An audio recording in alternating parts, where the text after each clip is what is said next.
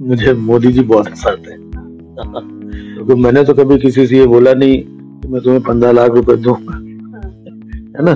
मैंने और दूसरे वादे किए नहीं कि सुनो हमको वोट दे दो, हम 450 में सिलेंडर देंगे और बाद में कह देंगे जाओ नहीं देंगे, टिली लीली। मैं स्वर्गीय मुलायम सिंह जी का बहुत बड़ा मुरीद रहा हूँ, फैन रहा हूँ। फैन इसलिए क्योंकि उनसे हमें बहुत कंटेंट मिलता था। कहा समझ गए बताओ, कहा समझ गए तुम ये बताओ। उतनी देर हम बोल रहे हैं, हम खुद नहीं समझ हम कहा बोल रहे और तुम कहा तुम समझ कहा हमें बताओ। आप तो प्रधानमंत्री हैं, आपका घर तो उधर है, ये तो सुने जी मेरा घर तो उधर ही है लेकिन मैं रहता यहीं पे हूँ। मुझे देखिए बच्चे दो ही अच्छे, अब नाम मत पूछना, आप दोनों बच्चों का नाम जानती होंगे। हास्य की दुनिया के पुरुखा या यूं कहे कॉमेडियन मास्टर राजीव निगम हमारे साथ मौजूद हैं। आज उनसे बातचीत करेंगे इंस्टा फीड के माध्यम से। सर क्या हाल है, कैसे हैं? बढ़िया में? एकदम बढ़िया है, अच्छा है।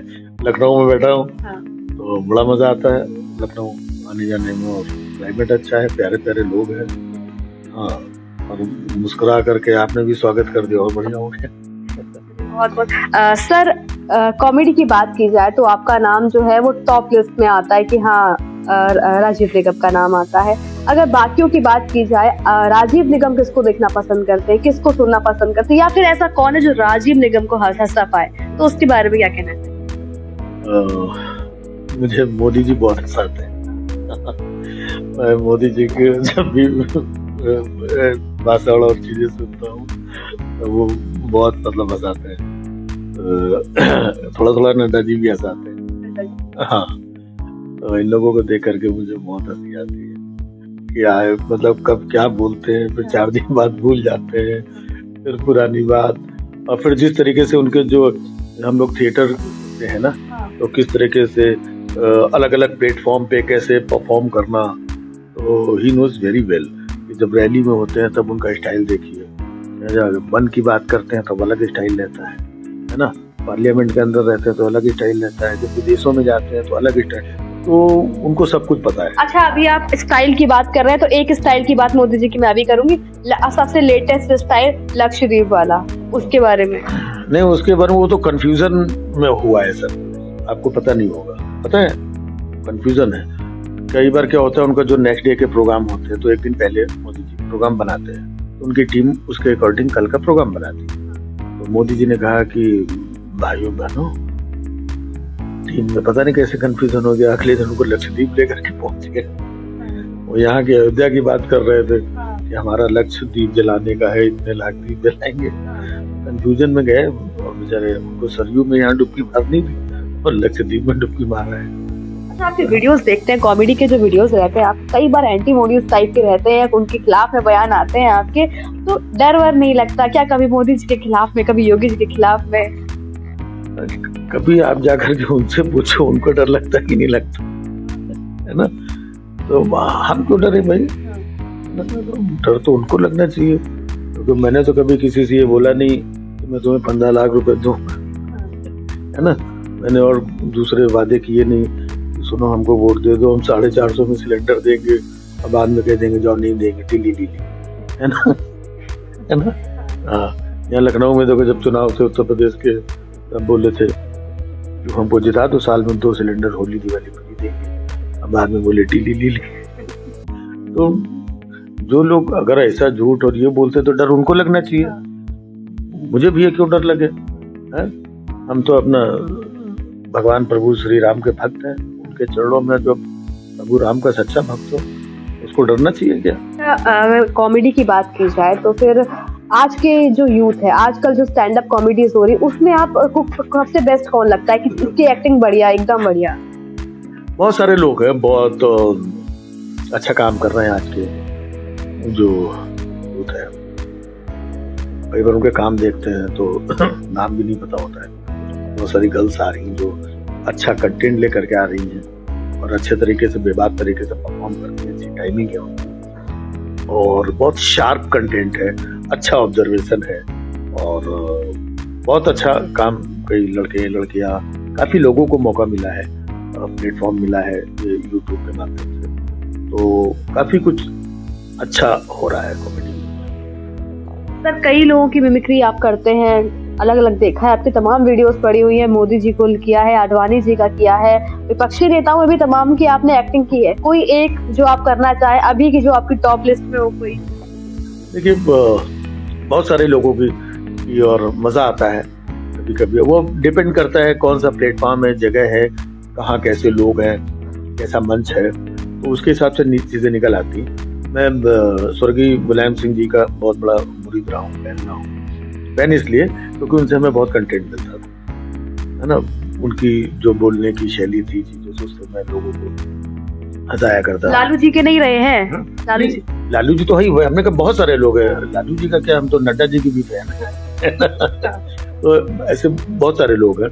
अटल जी का तो मैं बहुत बड़ा फैन रहा, उनके ऊपर काफी मिमिक्री जोक्स की है। बट मुलायम सिंह जी की बात थी, तो उसमें क्या होता था, हमें कंटेंट बनाने की जरूरत नहीं पड़ती, बिना कंटेंट के कई बार काम हो जाता। एक बार कुछ ऐसा मसला था, तो हमने कहा कि मुलायम सिंह जी आप अपने इनको भाइयों को, इनको बच्चों को, इनको समझाते नहीं, ये लोग देखिए ऐसा ऐसा ये कर रहा है। तो उन्होंने बोला ऐसी बात नहीं, हमारे पास के चौकन में जो बच्चे बा हुई सामने बात हुई सामने, हम तो बा इनकार करियो, हमने जो इनकार करने के बाद हमें बच उठा हो अपने बात मैं समझाओ, हमने समझाए वो कहेंगे हमें छापा मार तुम्हें, ये विरोधियों चाहे, क्योंकि विरोधियों चाहे समझे जहाँ हमने हम समझ गए, हमने समझ गए, कहा समझ गए बताओ, कहा समझ गए तुम ये बताओ। उतनी देर हम बोल रहे हैं, हम खुद नहीं समझ पा हम कहा बोल रहे, और तुम कहा तुम समझ कहा हमें बताओ। तो ये उनके साथ हम लोग ऐसा करते थे। एक दौर था जब हम बड़े राजनेताओं का, इनका लालू जी की बात आपने की, उनके ऊपर बहुत सारे जोक किए, अटल जी के ऊपर किए, मनमोहन सिंह जी के ऊपर किए। मनमोहन सिंह जी के ऊपर तो प्रधानमंत्री थे, ऐसी ऐसी बातें करते थे हम लोग। एक बार तो मैं घर पे पहुंच गया सोनिया जी से मिलने, दरवाजा नॉक किया, देखा 10 जनपद, नॉक किया तो दरवाजा खोलने मनमोहन सिंह जी बाहर निकले। हाँ जी बताइए।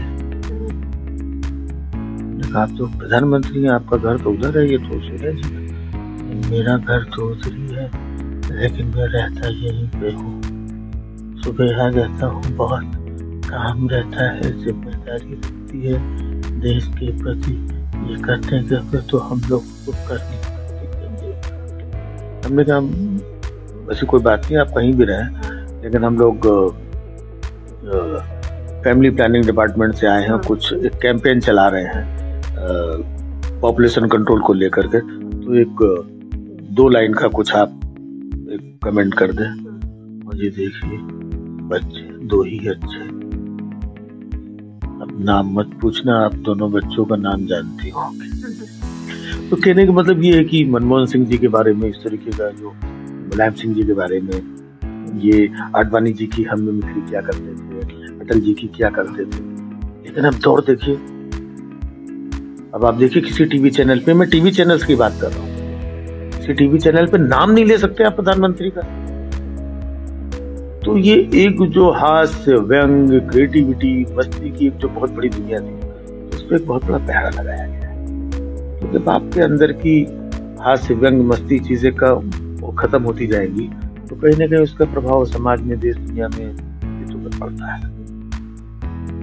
मैं मोदी जी से मेरा कोई ये नहीं है, मोदी जी देश के प्रधानमंत्री हमारे भी, लेकिन अगर थोड़ा सा ध्यान वो इस तरफ दे, है ना, नहीं है सब मस्ती वाली दुनिया, सब लोग बोलो करो, और वो खुद बोलते भी है कि नहीं हमको लोगों की क्रिएटिविटी से, और हमें जो क्रिटिसाइज करते हैं हमें कोई तकलीफ नहीं, लेकिन वो सिर्फ कहते हैं, उस दिशा में कुछ करते नहीं है, वो कह करके बोल देते हैं।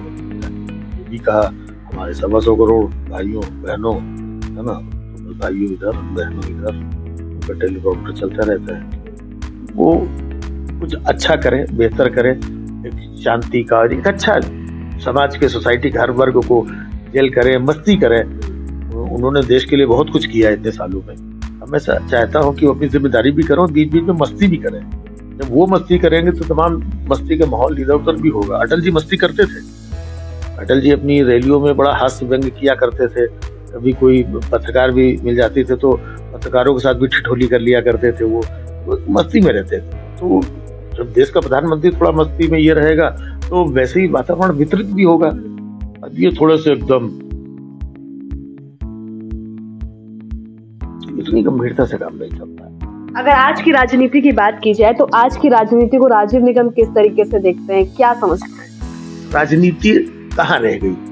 राजनीति वो होती थी जिसमें हमें बहुत कुछ पता नहीं होता था। आजकल आप गली गली कुछ में किसी से पूछ लो, आएगा तो मोदी ही। चुनाव के पहले तो चुनाव मत कराओ, होता है ना, आएगा तो मोदी ही। तो ये जो भावना और चीजें, एक माहौल बना दिया गया है, एक मार्केट बना दी गई है एक मीडिया के माध्यम से कि तो राजनीति एक होती थी जो बहुत सारी बातें समय आने पे अरे ऐसा कैसे हो गया, अरे चौंकाने वाली बात होती थी। उसमें राजनीतिक विषयों में बहुत साधना के साथ काम करना होता था, जो कि आजकल की राजनीति में बहुत हल्के तरीके से काम। राजनीति का स्तर जो है बहुत हल्का हो गया। पहले हम लोग राजनीति को एंजॉय करते थे, कोई भी हो, लालू जी थे वो ऐसा अरे ये था अटल जी ऐसे ऐसे बोलते थे, फिर बीच में एक फुट छोड़ देते थे, और राजनीति एक बड़ा अलग विषय हुआ करता था। अब घर घर हर एक आदमी राजनीति पे, सोशल मीडिया में चले जाओ, नहीं हो तुम्हारा इसे ये करके भाजपा और कांग्रेस ये करके 70 साल हर कोई आदमी अपना राजनीतिक बना घूम रहा है। जब हर कोई राजनीतिक बन जाए तो वो राजनीति नहीं रह जाती। ये कुछ राजनीति के नाम पे कुछ और ही हो रहा है। राजनीति आई थिंक हिंदुस्तान में इतनी बुरी नहीं थी।